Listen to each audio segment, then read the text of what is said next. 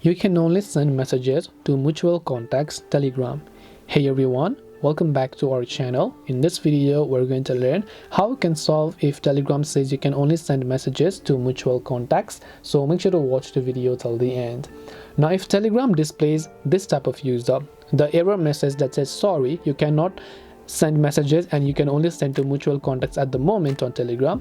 This can appear if you have been reported. That's right, if you have been reported, this means that you can only send messages to mutual contacts, which are people who have already chatted with you or saved your number on their phone. And this can happen if a non-mutual contact sends you a message first and then reports or spam you. There is a limit to the number of reports an account can receive, and once that limit is reached, you may receive this type of restriction, and there's no way to solve it. Sometimes this could be temporary. After Telegram removes the restriction, you should be able to message them, but it just means that from a certain group, many people have reported you for some reason. Maybe you're spamming or doing something. That is why they have reported you.